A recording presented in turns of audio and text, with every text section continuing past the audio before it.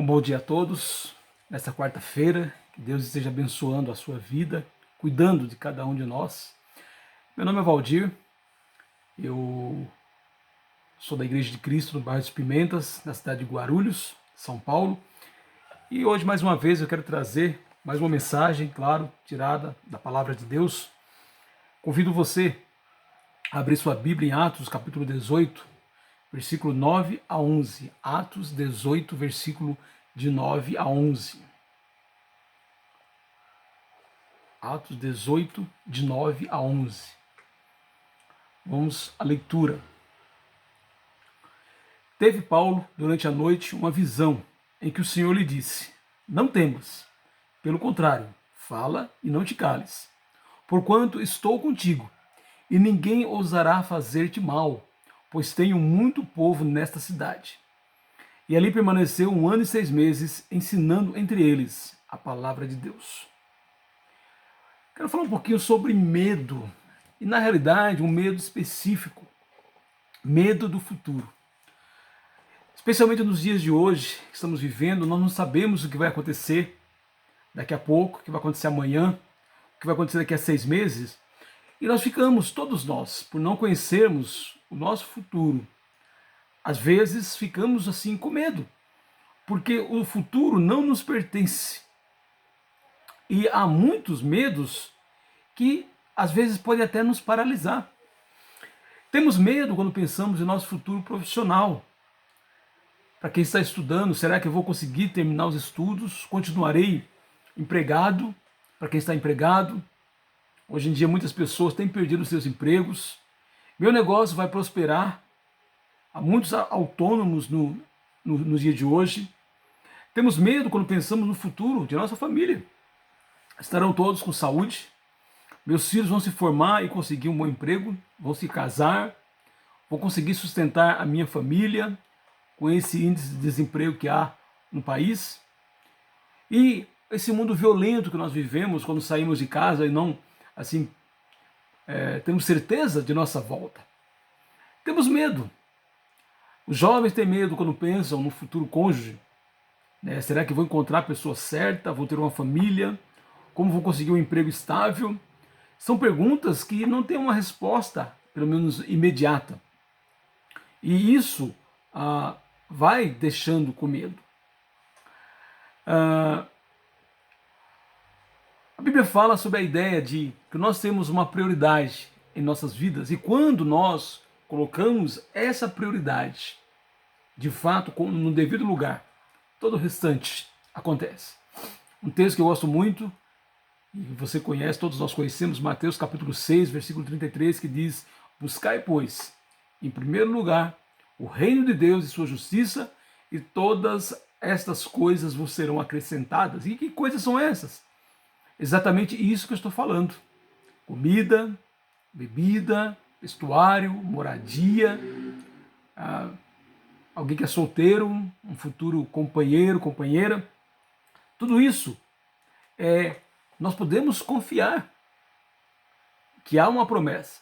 No texto de hoje, Paulo ele está fazendo aquilo que ele sempre colocou desde o seu encontro com Jesus na estrada de Damasco. Ele colocou isso como prioridade na sua vida, que basicamente é buscar e salvar o perdido. Paulo dedicou a sua vida inteira na pregação do Evangelho, na busca das pessoas que viessem a fazer parte assim do reino de Deus. E no capítulo 18 de Atos, nós vemos Paulo na cidade de Corinto. E na cidade de Corinto, ele começa a pregar o evangelho lá e ele tem sucesso na sua pregação. Ele chega assim em Corinto, inclusive ele encontra um casal que vai assim ajudá-lo, Priscila e Áquila, ou Priscila e Áquila, que vão ajudá-lo, e ele começa a pregação assim do evangelho. Inicialmente, como sempre, ele começava na sinagoga. Depois ele tem oposição na sinagoga, ele vai para um local, uma escola na realidade, e lá muitas pessoas começam a aceitar o evangelho. Assim, no capítulo 18, versículo 7 diz: Saindo dali, entrou na casa de um homem chamado Tício Justo, que era temente a Deus.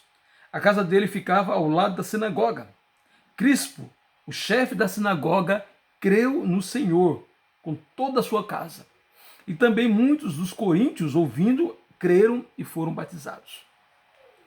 Então, o evangelho começou bem lá na cidade de Corinto. Inclusive no futuro haverá uma igreja naquela cidade. Aquelas duas cartas de Paulo, 1ª e 2ª Coríntios, foram escritas exatamente para a futura igreja que surgiria aqui. Mas o que eu quero chamar a nossa atenção é que no meio de toda desse sucesso que Paulo está tendo, no versículo 9, que nós já lemos, mas eu vou ler mais uma vez, diz que certa noite teve uma visão em que o Senhor lhe disse: não tenha medo, pelo contrário, fale e não fique calado, porque eu estou com você, e ninguém ousará lhe fazer mal, pois eu tenho muito povo nesta cidade. Então, o versículo 9 nos informa que Paulo está lá com sucesso, mas o interessante é que Jesus aparece para ele e diz: Paulo, não temas, não temas. E claro, na Bíblia, várias vezes aparece a palavra não temas. Eu já fiz uma pesquisa, 104 vezes na Bíblia aparece a palavra não temas, pelo menos na versão que eu utilizo. E quando Deus fala não temas, Ele não fala não temas para alguém que está cheio de valentia, cheio de coragem. Normalmente, quando Deus fala não temas, é para alguém que tem uma missão. E essa missão está lhe dando medo. Lá em Josué, capítulo 1, versículo 9, Josué ele vai entrar com o povo na terra prometida. Moisés tinha acabado de morrer. E Josué tem essa grande missão. E Deus fala para Josué: Josué, não temas. Eu estarei contigo por onde quer que assim andares. Então, normalmente, quando Deus fala para alguém não temas, é porque a pessoa com certeza está temerosa. Agora, qual teria sido os motivos do apóstolo Paulo, naquele momento, estar sentindo temor? Qual teria sido o motivo? Eu listei aqui algumas possibilidades.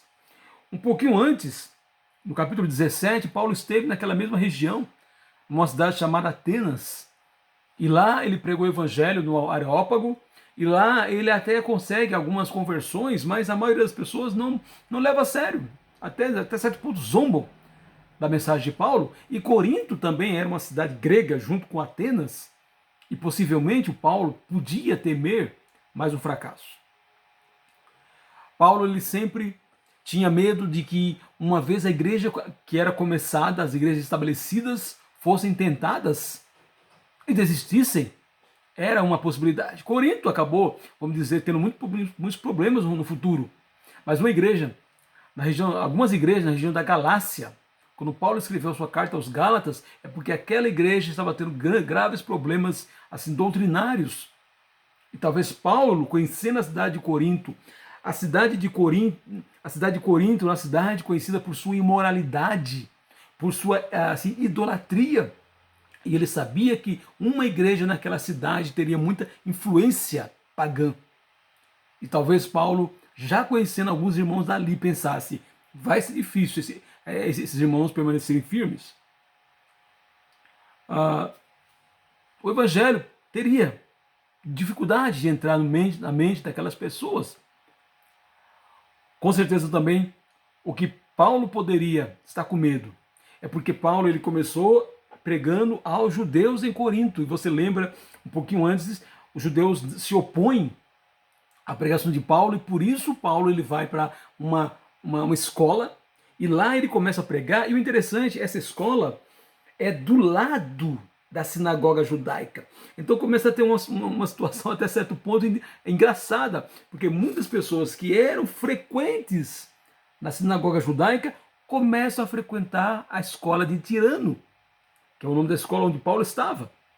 E talvez ali Paulo pensa que com essa situação pode criar uma oposição judaica, como de fato vai acabar acontecendo.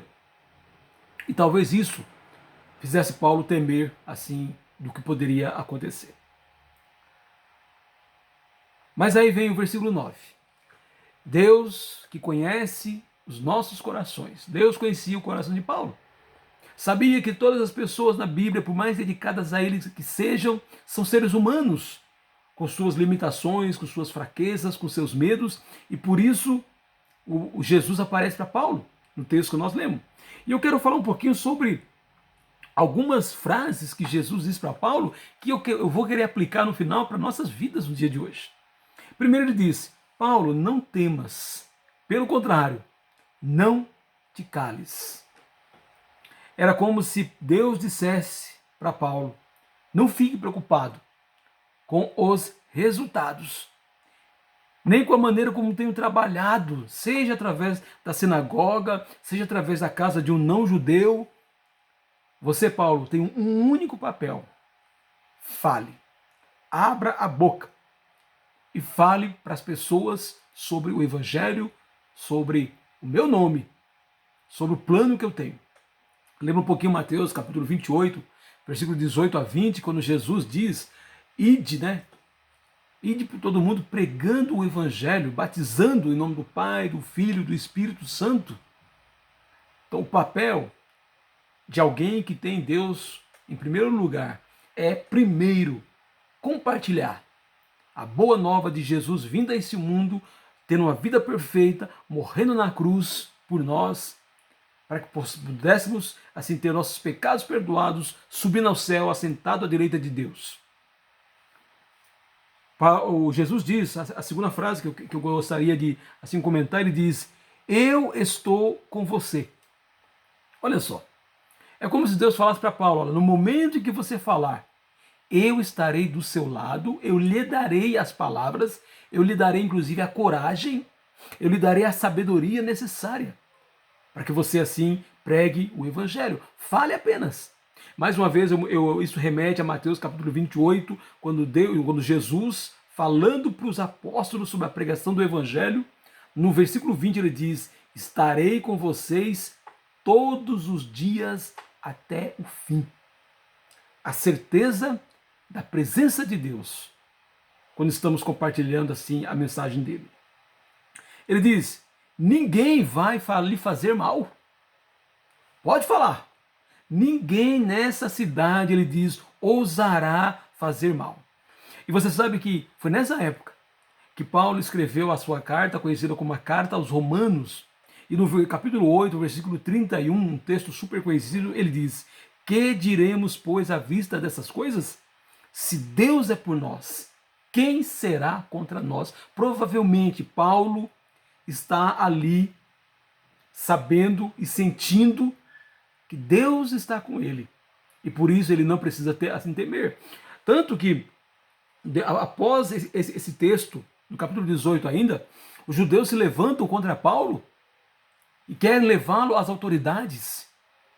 E as autoridades chegam a falar com Paulo, mas basicamente dizem: nós não vamos nós não vamos nos intrometer nessa situação. E Paulo, como eu falei, fica 1 ano e 6 meses sendo protegido por Deus e pregando naquela cidade. Então ele diz: ninguém vai lhe fazer mal. Fica tranquilo, que ninguém ousará. A quarta frase que ele diz é: tenho muito povo nesta cidade. Isso é muito importante para qualquer pessoa que está compartilhando o Evangelho. Sim, a maioria possivelmente não vai aceitar a mensagem, mas sempre haverá algumas pessoas com os corações já amolecidos por Deus, que aceitarão assim o Evangelho. Ele diz: eu tenho muito povo nessa cidade. Sim, é uma cidade cheia de pecadores, é uma cidade corrupta, idólatra, mas vai ser nesta cidade que eu vou iniciar a minha igreja, uma das minhas igrejas locais. E aí, de fato, a igreja de Jesus, a igreja de Cristo na cidade de Corinto, começa nessa época. O resultado foi um trabalho de 18 meses. No capítulo 18, onde nós estamos lendo, versículo 11 diz: assim Paulo permaneceu em Corinto 1 ano e 6 meses, ensinando entre eles a palavra de Deus, sem que ninguém mexesse com ele. Quais são algumas das aplicações que eu gostaria de falar para nós nessa quarta-feira? Sim, a vida moderna nos traz bastante insegurança. Temos insegurança quanto a todos aqueles exemplos que eu falei no começo. O pai de família tem insegurança, às vezes, com relação a ter o pão nosso de cada dia. Às vezes, há uma insegurança. Mas eu queria dizer, eu quero, nessa quarta-feira, dizer que, para mim e para você, meu irmão e minha irmã, que um dia confessamos Jesus como Senhor de nossas vidas. E a ideia de Jesus ser Senhor, eu já falo muito isso, Ele vai mandar em nós sim, mas também Ele vai cuidar de nós. Para eu e você, que temos Jesus como Senhor, o pão nosso de cada dia está garantido. A cesta básica está garantida. O maná está garantido.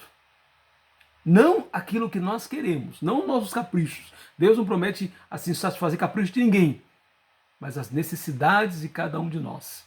Tenha certeza, Deus assim garante. E quando eu e você estamos envolvidos na pregação do Evangelho, estamos falando com as pessoas, estamos assim falando com aqueles que não conhecem, estamos edificando, incentivando aqueles que já conhecem, às vezes estão num momento assim de falta de fé, de fraqueza espiritual, tenha certeza, o pão nosso de cada dia, ou as nossas necessidades básicas, Deus vai providenciar. Porque Ele estará conosco, Ele está conosco todos os dias. Como Ele esteve com Paulo, Ele está conosco.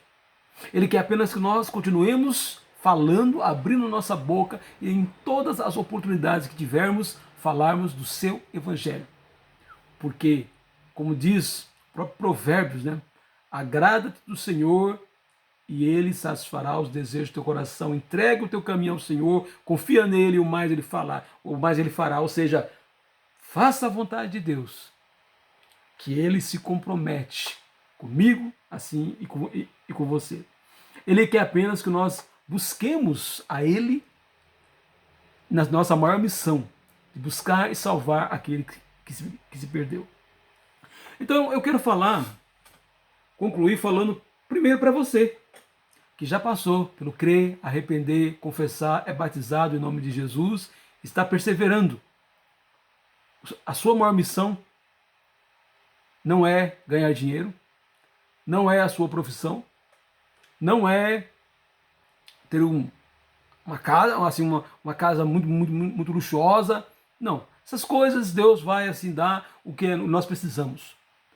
A sua maior missão é, primeiro, viver como um seguidor de Jesus, imitando os seus passos. E segundo, podendo assim compartilhar o Evangelho e inclusive influenciar aqueles que não conhecem ainda o caminho do Evangelho. Quando eu e você estamos fazendo isso, tenha certeza, Deus, de maneira graciosa, Ele vai suprir cada uma de nossas necessidades. E para você que talvez tanta luta, às vezes preocupação com o emprego, a preocupação com a profissão, com os estudos, com os bens, Deus quer te dar uma nova missão na vida, uma nova maneira de viver. E a maneira de viver que Deus quer para você e para mim é que nós tenhamos como maior missão de nossa vida. Primeiro, Deus quer salvar você. Se você ainda não assim conhece o Evangelho, Deus quer salvar. Procure alguém, assim entre em contato, porque com certeza há discípulos querendo compartilhar a palavra com você. E uma vez salvo, Deus quer fazer de você um discípulo que vai inclusive compartilhar, vai multiplicar, vai compartilhar o Evangelho para outros discípulos. E por isso você não ficará tão preocupado com as coisas que acontecem nesse mundo. Sim, sofrerá, podemos sofrer, mas não ficaremos tão preocupados, porque sabemos que estamos nas mãos de Deus. E estando nas mãos de Deus, tenha certeza, Ele sempre cuidará de nós. As mãos dele são poderosas. As mãos que criaram todo o universo são as mãos que seguram todo aquele que tem Jesus como Senhor de sua vida. Eu quero repetir o que Deus falou para Josué. Lá no capítulo 1, versículo 9, ele diz: não te mandei eu, ser forte e corajoso. Não temas, nem te espantes, porque o Senhor teu Deus é contigo por onde quer que andares. Deus é com seus servos, aonde quer que eles andarem. Deus abençoa todas as pessoas, todas as suas criaturas, mas de maneira especial com aquele que colocou o Senhor como a sua rocha, a sua fortaleza. Deus tem um compromisso com ele. E tenha certeza, ter Jesus como Senhor é o maior privilégio que nós temos, porque estaremos nas mãos dele, sendo cuidados, protegidos e amparados. Se você quer ter essa mensagem por escrito, é só entrar no portal da igreja de Cristo.net. Lá tem várias mensagens assim escritas, e uma delas basta você fazer uma pesquisa. Não temas, eu estou contigo. E você terá essa mensagem assim gratuitamente, podendo imprimir assim por escrito. Que nesta quarta-feira, meu irmão, minha irmã, meu amigo, minha amiga, essa palavra te aproxime um pouco mais de Deus e te leve a pensar no Deus que todos os dias é fiel na minha e na tua vida. Que Deus te abençoe nessa quarta-feira.